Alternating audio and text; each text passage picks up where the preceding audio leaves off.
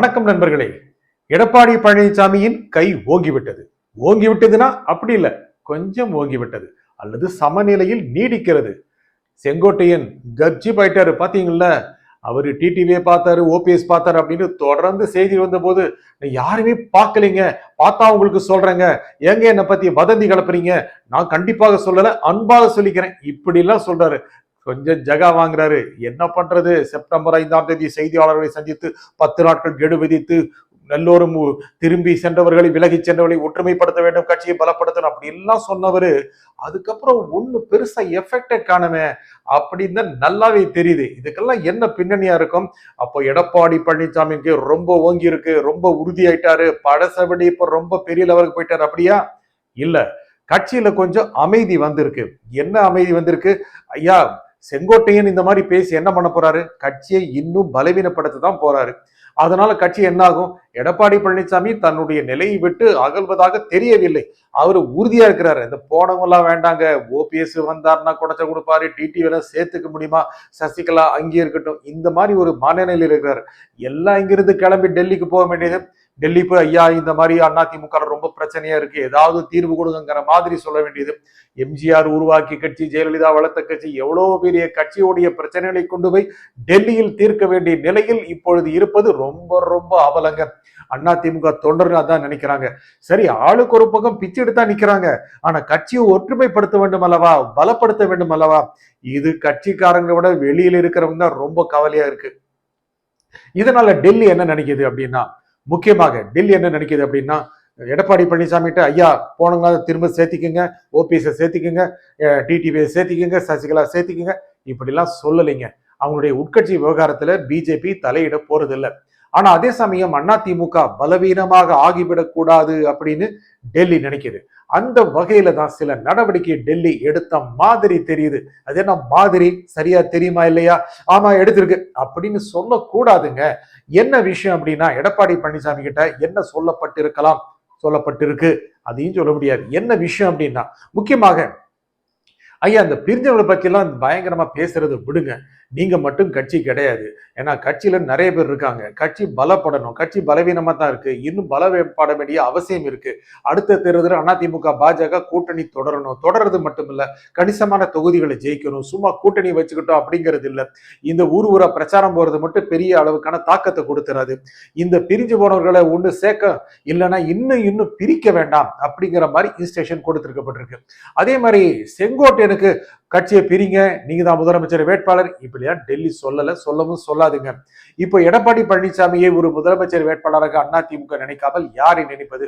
அதிமுக பொறுத்த வரைக்கும் எடப்பாடி முக்கியமான முகமா இருக்கிறார். இன்னும் அதிமுகவினுடைய முகமா எடப்பாடி இருக்கிறார், மறுக்க முடியுமா? 4.5 வருஷம் முதலமைச்சராக இருந்தவருங்க, கட்சியுடைய பொதுச் செயலாளர் இருக்காரு, கட்சியை இனி வழிநடத்தி செல்லக்கூடியவராக அதிமுக தொண்டர்கள் பார்க்கிறார்கள், இல்லைன்னு சொல்ல முடியாது. அதிமுக மீது பற்று கொண்டவர்கள், அதிமுக மீது நல்ல அன்பு கொண்டவர்களும் எடப்பாடி பழனிசாமி நல்லா தான் பாக்குறாங்க. ஏன்னா ரொம்ப கஷ்டமான காலத்துல கட்சிக்கு ஒரு முக்கியமான தலைவரா வந்து, கட்சியுடைய சார்பில் ஒரு முதலமைச்சராக இருந்து மிகவும் சிரமமான காலங்களில் கட்சியை கொண்டு போயிருக்கிறார், அரசை கொண்டு போயிருக்கிறார்.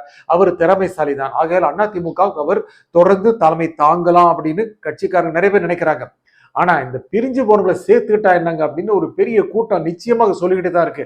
என்ன ஓபிஎஸ் வந்தானே, அதுல இருந்து ஒரு 10 லட்சம் ஓட்டு வேண்டாமா? அவர் ஒரே தொகுதியில 3 லட்சம் ஓட்டு வாங்கியிருக்காரு மக்களவை தொகுதியில, சரி ஒரு 7 லட்சம் ஓட்டு வேண்டாமா?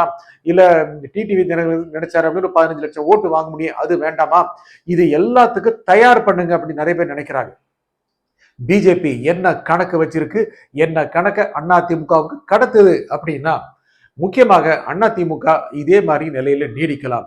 அதனால ஓபிஎஸ் வந்தாரு அப்படின்னா ஒரு கூட்டணி கட்சியை நாங்க சேர்த்துக்கிறோங்க, அதுல உங்களுக்கு என்ன கவலை? டிடிவி நாங்கள் சேர்த்துக்கிறோம், அது உங்களுக்கு என்ன கவலை? டிடிவி தொடர்ந்து சொல்லிட்டு இருக்கிறாரு, எடப்பாடி பழனிசாமி முதலமைச்சர் வேட்பாளர் என்று சொல்லி கொண்டு வந்தால் நாங்கள் தேசிய ஜனநாயக கூட்டணிக்கு வரமாட்டோம் அப்படின்னு சொல்றவரை எப்படி சைலண்ட் பண்றது? எத்தனையோ பேரை சைலண்ட் பண்ண பிஜேபி டிடிவியை சைலண்ட் பண்ணாதா? அவரை சைலண்ட் பண்றதுக்கான வித்தைகள்லாம் பிஜேபிக்கு நல்லா தெரியும். அப்ப என்ன ஆகும்? டிடிவி உடனே இறங்கி வந்துருவாரா? எந்த மாதிரி சூழ்நிலை எப்படி மாத்துறது? எடப்பாடி பழனிசாமிக்கு என்ன சொல்லணும்? அவர் என்ன மாதிரி சொல்லணும்?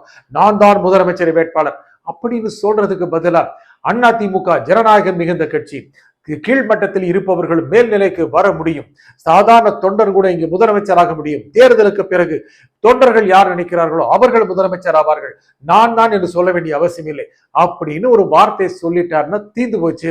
டிடிவி சொல்லிடலாம் பாருங்க, அவர் முதலமைச்சர் வேட்பாளர் சொல்லிக்கல, நீங்க ஏங்க அந்த மாதிரி கவலைப்படுறீங்க, நீங்க அதிமுகவுக்கு பிரச்சாரம் பண்ணுங்க, எடப்பாடி ஒரு பக்கம் தலைவரை இருந்துட்டு போறாரு, தேர்தலுக்கு அப்புறம் என்ன ஆகுதுன்னு பார்க்கலாம் அப்படின்னு டிடிவியை பிஜேபி தயார் பண்ணிடும். சரி, இதுக்கெல்லாம் பின்னால் இருந்து யாரு கீ கொடுக்குறாங்க அப்படின்னா அண்ணாமலை தான் எல்லாரும் சொல்றாங்க. கட்சிக்குள்ள குழப்பத்தை ஏற்படுத்துறாரு அதிமுகக்குள்ள, அவர் தான் செங்கோட்டையனுக்கு சொல்லி கொடுக்குறாரு, டிடிவியை கட் பண்ணி விட்டார், இதெல்லாம் சொல்றாங்க. என்னன்னா காரணம், எடப்பாடி பழனிசாமியை பலவீனப்படுத்த வேண்டும் என்று அண்ணாமலை நினைக்கிறார். அண்ணாமலை கொங்கு மண்டலத்தில் ஒரு மிகப்பெரிய தலைவராக வளர நினைக்கிறார், இப்போவே பெரிய தலைவர் தான். ஆக எடப்பாடியுடைய சிறகுகளை வெட்டி விட்டால் அவர் அடுத்த தேர்தலில் பெரிய வெற்றி பெற முடியாது. இப்படிங்கிற சூழ்நிலையை அண்ணாமலை உருவாக்குகிறார். இப்படிங்கிற விமர்சனங்கள்லாம் உண்டு. அண்ணாமலைக்கு அந்த விருப்பங்கள் இருக்கலாம், இல்லைன்னு சொல்லிட முடியாது. ஆகையால அண்ணாமலை எப்படி செலக்ட் பண்றது?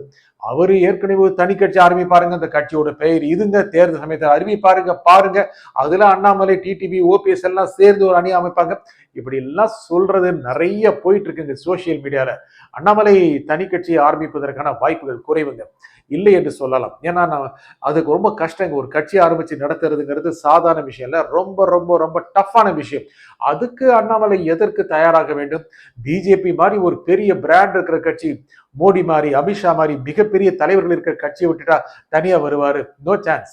அவருக்கு ஆன என்னென்ன விஷயங்கள் சொல்லப்பட்டிருக்கலாம் அப்படின்னா, முக்கியமாக ஐயா இருங்க, அடுத்த தேர்தல் பார்க்கலாம், யாரு முதலமைச்சர் ஆகணும் அப்புறம் பார்க்கலாம், முதல்ல இந்த கூட்டணி ஜெயிக்குதான்னு பார்க்கணும், எடப்பாடி பழனிசாமி முதலமைச்சர் ஆவாராங்கிறத பார்க்கணும், ஒருவேளை ஆனார் அப்படின்னா அவருக்கு யார் ஆதரவு கொடுப்பாங்கன்னு பார்க்கணும். அந்த பெர்முடேஷன் காம்பினேஷன்ல வருகின்ற சட்டப்பேரவையில யார் பெரிய கட்சி யார் சிறிய கட்சிங்கிற அடையாளமே இல்லாம போச்சுன்னா யார் வேண்டுமானாலும் முதலமைச்சர் ஆகலாம். அந்த மாதிரி சூழ்நிலை வராதுன்னு சொல்ல முடியாது. ஏற்கனவே பல மாநிலங்கள்ல 10 எம்எல்ஏ வச்சவங்க, 2 எம்எல்ஏ வச்சவங்க, ஒரு எம்எல்ஏ இருக்கவங்க எல்லாம் முதலமைச்சர் ஆகியிருக்கும் போது பாஜகவில் இருந்தும் ஒருவர் முதலமைச்சர் ஆக முடியாதா இப்படிங்கிற எண்ணம் பாஜக தலைமைக்கு இருக்கு. அண்ணாமலுடைய மனதுக்குள் அது மெதுவாக புகுத்தப்படுகிறது. ஆகையால அடுத்த சில மாதங்கள் எல்லாமே கொஞ்சம் சைலண்டா இருக்கிறதுக்கான வாய்ப்புகள் நிறைய இருக்கு. யாராவது கொஞ்சம் ஓவர் சவுண்ட் விட்டாங்க அப்படின்னா அதை எப்படி ஆஃப் பண்றது அப்படின்னு டெல்லிக்கு நல்லாவே தெரியும். சமீபத்தில் கூட சிபி சண்முகம் சொன்னாரு, அவர் ஏதோ எடப்பாடிக்கு எகேன்ஸ்டா இருப்பாருங்கிற மாதிரி சித்தரிக்கப்பட்ட போது பிரிந்து சென்ற துரோகிகள் அப்படின்னு ஒரு வார்த்தை விட்டுட்டார். அவரையும் சைலண்ட் பண்ணக்கூடிய வாய்ப்புகள் அதிகமா இருக்குங்க. நீங்க கசப்புணர்வை வளர்க்காதீங்க.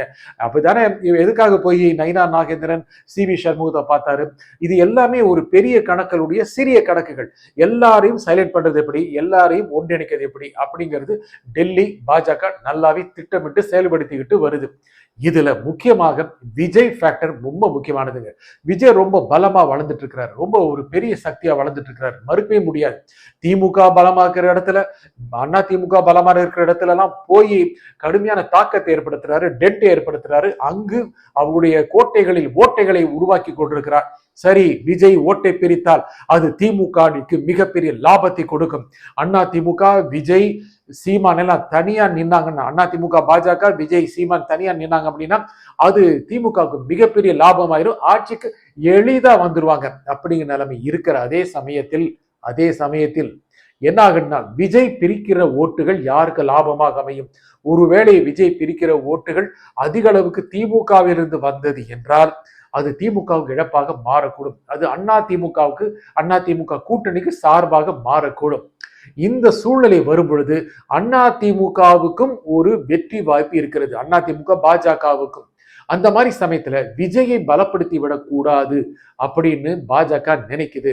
ஆகையால டிடிவி விஜய் பக்கம் அப்படியே பணியூர் பக்கம் போறாரு அப்படின்னா ஐயா வாங்கன்னு இழுத்துட்டு வர வாய்ப்பு இருக்கு. விஜயோட ஃபேக்டரை எல்லா கட்சிகளும் ரொம்ப உன்னிப்பா கவனிச்சுட்டு இருக்காங்க. விஜய் ஒரு முக்கியமான டைனமிக்ஸை ஏற்படுத்துவாரு. அவருடைய வாக்குகள் நிச்சயமாக தேர்தல் முடிவுகளில் மாற்றங்களை கொண்டு வரும், தாக்கங்களை கொண்டு வரும். இப்பவே திமுக அணிக்குள்ள சலசலப்பு ஏற்பட்டுருச்சு. காங்கிரஸ் கட்சிக்காரங்கன்னா நாங்க சம அளவுக்கு போட்டி போடுவோம், நாங்க ஆட்சியில பங்கு வேணும் இப்படிலாம் சொல்ல ஆரம்பிச்சிட்டாங்க. ஒருத்தர் சைலண்ட் ஆனார்னா இன்னொருத்தர் வாய்ஸ் கொடுக்க ஆரம்பிச்சிடாரு. அது மட்டும் இல்லாம கரூர் மாவட்டத்துல காங்கிரஸ் கட்சி நீக்கப்பட்ட ஒரு நிர்வாகிய திமுகல செந்தில் பாலாஜி சேர்த்துக்கிட்டது ரொம்ப பெரிய சலசலப்பை ஏற்படுத்திட்டு இருக்கு. எம்பி ஜோதிமணி கடுமையான கருத்துக்களை சொல்லிட்டாங்க. ஜோதிமணிக்கு மரியாதை கொடுங்க அப்படின்னு காங்கிரஸ் கட்சியுடைய மாநில தலைவர் செல்வ பெருந்தகை சொல்றாரு. இதெல்லாம் திமுக காங்கிரஸ் கூட்டணிக்குள்ள சலசலப்பை ஏற்படுத்துது. இதெல்லாம் சைலண்ட் ஆறு விடுங்க. தொகுதி எண்ணிக்கை எவ்வளவு, ஆட்சியில் பங்கு வேணுமா, முடியுமா, முடியாதா, இதெல்லாம் தேர்தலுக்கு பக்கத்துல ரொம்ப அதிகமாகக்கூடிய வாய்ப்பு இருக்கிறதுனால நிச்சயமா இது எப்படி கொண்டு வருது அப்படிங்கிறது ஸ்டாலினுக்கு தெரிஞ்சாலும் விஜய் ஃபேக்டர் ஹேண்டில் பண்றது நிச்சயமா எல்லோருமே குழப்பத்தை வரக்கூடிய வாய்ப்பு இருக்கு. மீண்டும் சந்திப்போம். நன்றி, வணக்கம்.